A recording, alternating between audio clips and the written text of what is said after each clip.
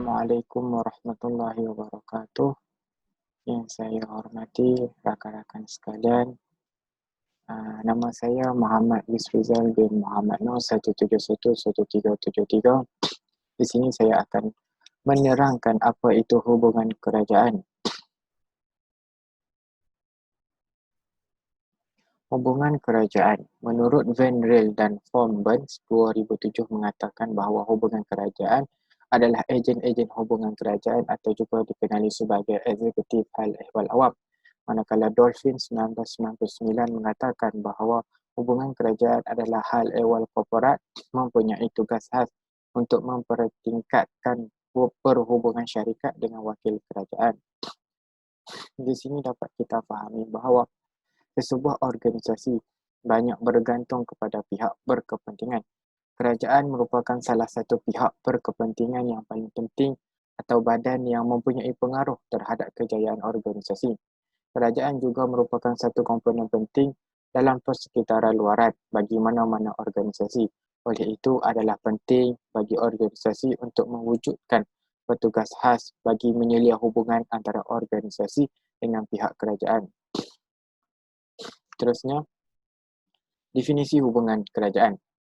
Hubungan kerajaan adalah satu fungsi yang mana menerusinya syarikat boleh mengambil bahagian secara aktif dalam semua peringkat kerajaan dengan penggunaan sumber yang optimum dan keberkesanan yang maksimum. Dominguez 1982. Di sini, kita dapat lihat bahawa hubungan kerajaan boleh ditakrifkan sebagai pengaplikasian satu atau lebih teknik komunikasi oleh individu atau institusi untuk mempengaruhi keputusan kerajaan sama ada di peringkat tempatan, negeri, kebangsaan, nasional dan antarabangsa atau beberapa kombinasinya. Seterusnya ialah kepentingan hubungan kerajaan. Hubungan kerajaan dianggap penting kerana sesebuah kerajaan mempunyai hak untuk menguatkuasakan undang-undang dan peraturan dalam sesebuah negara. Kerajaan adalah berkaitan dengan kuasa untuk menubuhkan peraturan dan ia merupakan satu perwakilan kuasa yang sah dalam masyarakat. Oleh itu, dunia korporat memerlukan satu fungsi khas untuk berurusan dengan persekitaran luaran yang mentadbir, iaitu kerajaan.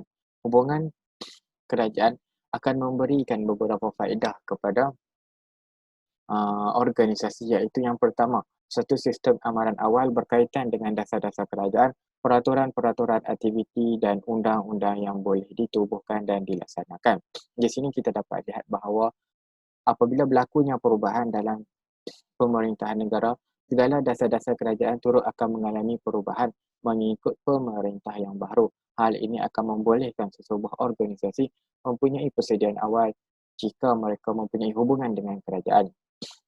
Faedah yang kedua ialah penyertaan yang berkesan dalam proses perundangan dan peraturan. Di sini dapat kita lihat bahawa organisasi juga turut mempunyai hak untuk bersuara berkaitan dengan proses perundangan kerana kedudukan dan keuntungan organisasi berdasarkan dasar-dasar yang ingin ditubuhkan oleh kerajaan.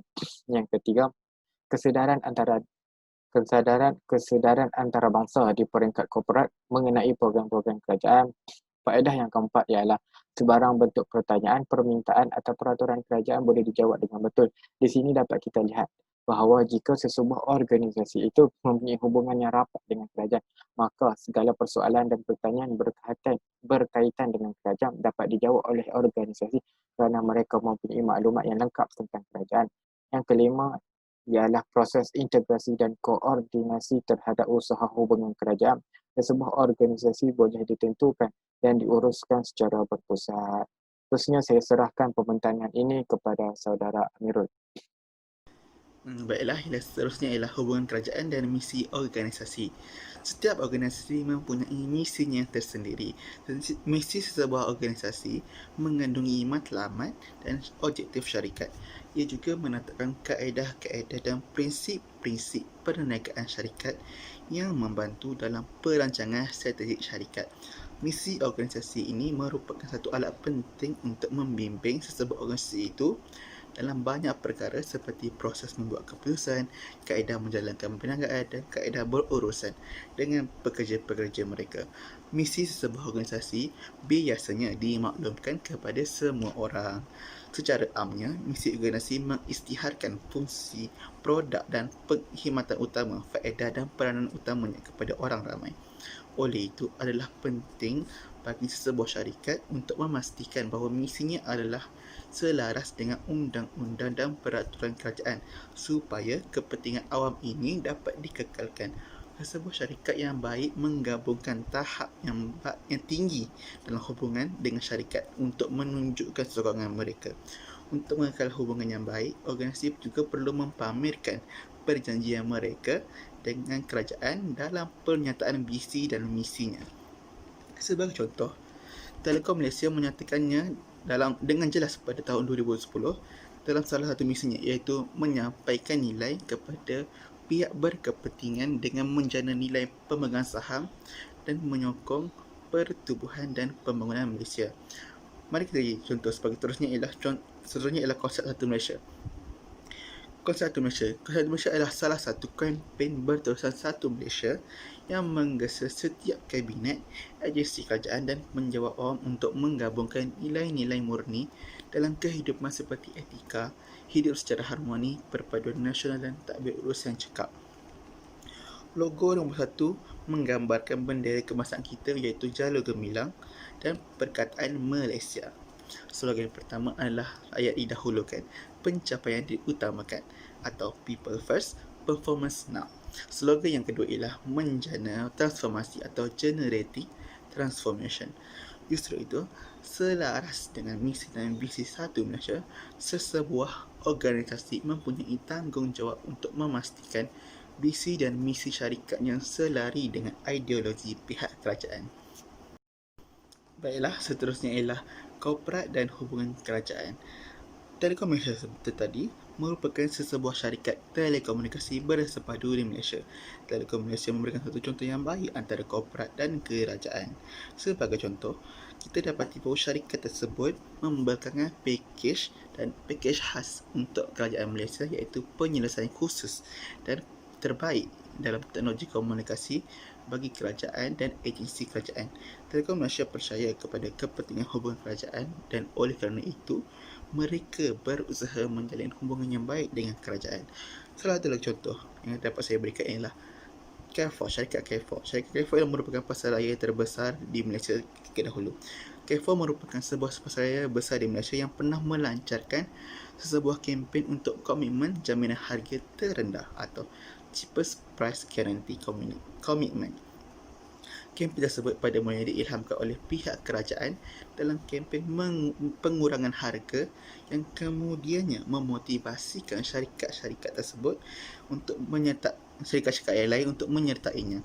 Ini adalah bagi memastikan pelanggan boleh menikmati penjimatan yang lebih besar apabila mereka berbelanja di Carrefour.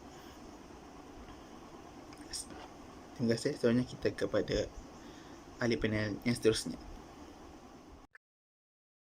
Bismillahirrahmanirrahim. Assalamualaikum warahmatullahi taala wabarakatuh. Ucapkan kepada yang berbahagia Dr. Azan serta rakan-rakan sekalian. InsyaAllah pada hari ini saya Muhammad bin Muhammad akan menyambung perbincangan dengan tajuk yang seterusnya dalam tajuk yang ke-9, iaitu kerajaan. Antara tajuk yang saya bentangkan pada hari ini adalah peranan kerajaan dan kritikan-kritikan terhadap peranan kerajaan. Sebelum saya pergi lebih mendalam mengenai tajuk dalam tajuk yang ke-9 ini, izinkan saya terlebih dahulu menjelaskan makna kerajaan.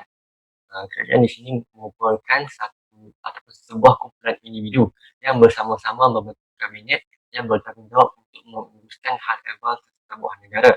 Kerajaan bertanggungjawab untuk menguruskan beberapa keperluan penting termasuklah ekonomi dan masyarakat.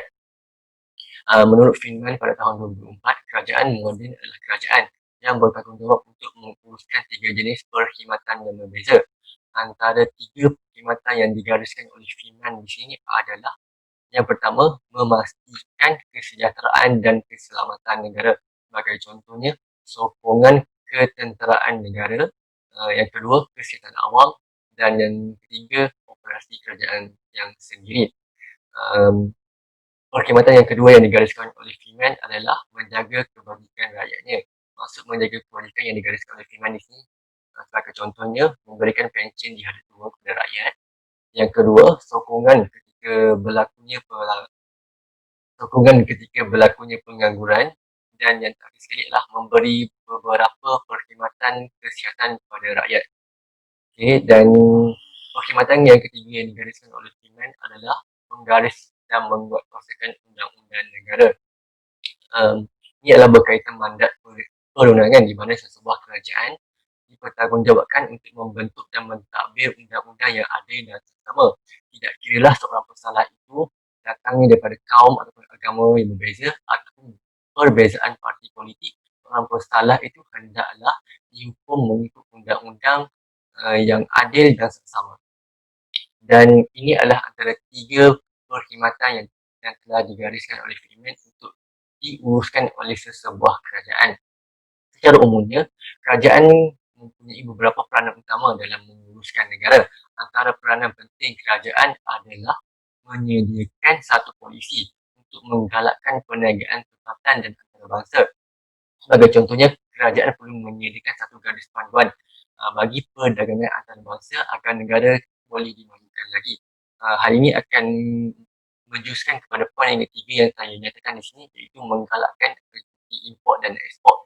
Bila satu polisi disediakan oleh kerajaan, aktiviti ekspor dan import sebuah negara itu akan lebih berkembang. Dan poin yang terakhir yang saya jelaskan di sini adalah mengendalikan penyelidikan dan pembangunan dalam pelbagai bidang demi kesejahteraan negara.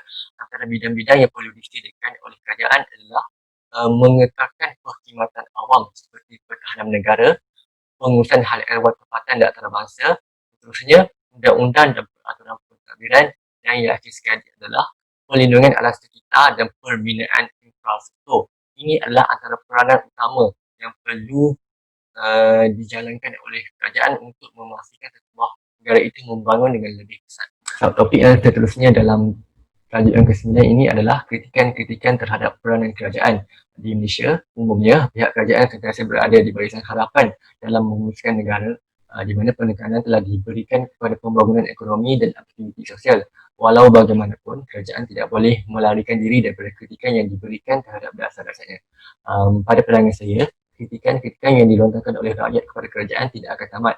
Hal ini kerana kritikan ini bersifat politik, bukannya kritikan ke atas usaha ataupun peranan yang telah dilaksanakan oleh kerajaan. Sejauh manapun usaha atau peranan yang dijalankan oleh kerajaan, mereka tetap akan dikritik oleh rakyat. Sebagai contohnya, kerajaan terdahulu ketika isu pelaksanaan cukai GST dan kerajaan tersebut telah dikritik hebat oleh rakyat. Bila berlakunya perubahan kerajaan dan GST digantikan semula dengan SST, rakyat tetap mengkritik kerajaan kerana GST merupakan sistem cukai yang berkesan.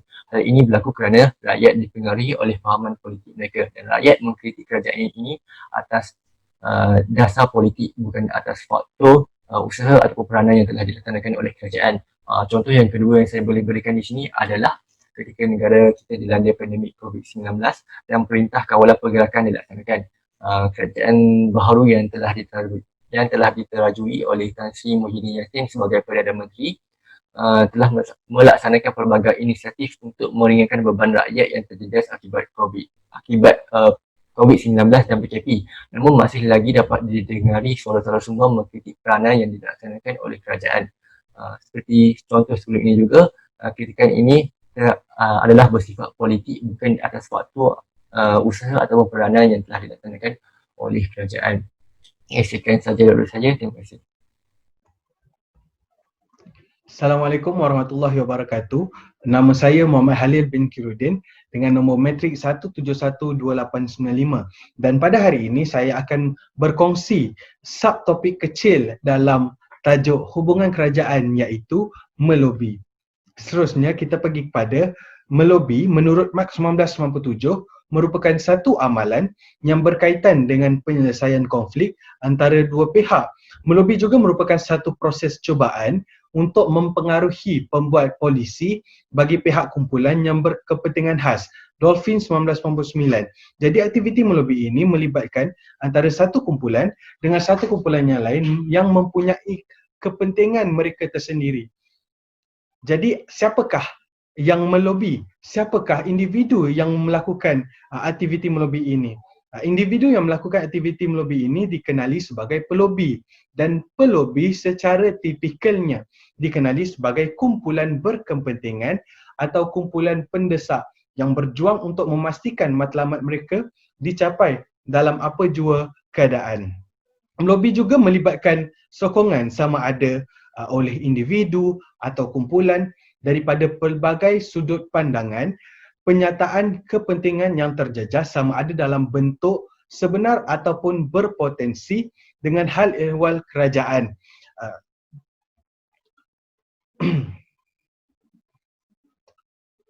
Baik, sebelum kita pergi kepada faedah melobi, izinkan saya untuk berkongsi sedikit. Melobi juga melibatkan proses mempengaruhi dua kumpulan utama, iaitu yang pertama orang awam dan yang kedua ialah polisi kerajaan. Antara polisi kerajaan yang boleh saya kongsikan iaitu yang pertama sekali Dasar Automotif Negara 2020 dan yang kedua Dasar Pengangkutan Negara 2019-2030. Okey. Baik. Seterusnya kita berpindah kepada faedah melobi. Kenapa organisasi ataupun kumpulan-kumpulan ini perlu melakukan aktiviti melobi ini? Baik, yang pertama, melobi ini bertindak sebagai platform untuk memberi maklumat kepada pembuat polisi dan pemimpin-pemimpin kerajaan. Yang kedua, melobi ini juga menyediakan persekitaran yang sesuai untuk menyelesaikan masalah. Jadi tidak akan ada ketegangan antara kedua-dua belah pihak untuk menyelesaikan masalah. Yang ketiga, melobi ini membenarkan semakan dan imbangan dalam membuat keputusan. Jadi sebarang keputusan yang dibuat akan ditimbangtarakan, akan diadakan kesetaraan antara kedua-duanya supaya tiada pihak yang mendapat lebih dan tiada juga pihak yang mendapat kurang. Yang keempat, melobi ini menjana sistem yang seimbang yang membenarkan persaingan sihat dalam kalangan kumpulan yang berminat. Dan seterusnya saya akan berkongsikan pastinya masih lagi ada yang tertanya-tanya kenapa perlu melobi. Jadi saya akan kongsikan 3 alasan utama kenapa perlu melobi. Yang pertama sekali, melobi ini dilakukan untuk mendapatkan maklumat atau bentuk-bentuk bantuan yang tidak terdapat dalam sektor swasta. Yang keduanya, melobi ini untuk mengekalkan kelebihan ekonomi antara satu organisasi dengan satu organisasi yang lain. Yang ketiga, melobi ini juga untuk menyelesaikan masalah awam yang hanya boleh dilakukan oleh kerajaan. Seterusnya, saya serahkan kepada rakan saya, Wan Halimi, untuk menerangkan subtopik kecil dalam hubungan kerajaan. Terima kasih. Terima kasih kepada saudara Khalil di atas penerangan yang sangat jelas sebentar tadi. Baiklah, bismillahirrahmanirrahim. Assalamualaikum warahmatullahi wabarakatuh. Saya Wan Halimi Syufi bin Wan Yusof, nombor matrik 1711605 akan meneruskan pembentangan pada hari ini dengan subtopik komunikasi korporat dalam hubungan kerajaan. Tujuan utama Jabatan Komunikasi Korporat adalah untuk menyelia semua perkara kaitan komunikasi korporat dan hal-hal perhubungan awam, termasuklah mengekalkan hubungan yang baik dengan kerajaan. Selain itu, fungsi komunikasi korporat adalah untuk membina dan mengekalkan perhubungan yang sangat baik dengan wakil-wakil kerajaan kerana perkara tersebut membawa kepada kejayaan pada masa hadapan. Ini adalah penting kerana organisasi merupakan sebahagian daripada elemen negara yang diperintah oleh kerajaan. Pada masa ini, perhubungan awam dalam komunikasi korporat mempunyai tugas penting untuk membina dan mengekalkan hal ehwal korporat, terutamanya apabila perkara tersebut menjadi lebih kompleks untuk berurusan dengan pelbagai pihak seperti antara organisasi, kerajaan, industri dan orang ramai. Seterusnya, kita teruskan perbincangan ini dengan peranan komunikasi korporat dalam hubungan kerajaan. Terdapat 7 peranan komunikasi korporat dalam hubungan kerajaan. Yang pertama, mengadakan meja bulat untuk dialog antara organisasi dan pegawai-pegawai kerajaan. Yang kedua, menyuarakan dengan jelas sudut pandangan organisasi terhadap dasar-dasar dan prosedur kerajaan. Yang ketiga, mengumumkan sokongan yang jelas terhadap program-program kerajaan. Yang keempat, memberi perkembangan terkini dalam dasar-dasar undang-undang dan peraturan-peraturan syarikat. Yang kelima, menggalakkan dan memupuk sokongan yang kuat dalam forum kerajaan swasta mengenai isu-isu seperti hubungan industri, hal ehwal awam, isu-isu ekonomi dan masalah sosial. Yang keenam, memaklumkan prestasi syarikat khususnya yang berkaitan dengan polisi baru kerajaan. Dan yang terakhir adalah menawarkan peluang untuk rundingan terbuka. Jadi, apa yang dapat kami simpulkan di sini adalah kerajaan merupakan salah satu pihak berkepentingan atau badan terpenting yang boleh mempengaruhi kejayaan sesebuah organisasi. Selain itu, hubungan kerajaan adalah satu fungsi di mana syarikat boleh mengambil bahagian secara aktif dalam semua peringkat kerajaan dengan menggunakan sumber yang optimal dan keberkesanan yang maksimum. Seterusnya, hubungan kerajaan adalah penting kerana ia memberi beberapa faedah seperti memupuk dan menggalakkan kesedaran antarabangsa di peringkat korporat mengenai program kerajaan. Dan akhir sekali, melobi memberi beberapa manfaat kepada organisasi kerana perkara tersebut bertindak sebagai platform dalam memberikan maklumat, analisis terkini dan pendapat kepada undang-undang dan pemimpin kerajaan. Jadi itu sahaja daripada kami. Selamat beruntung, mesti dan pasti, percaya dan bergaya. Sekian, terima kasih.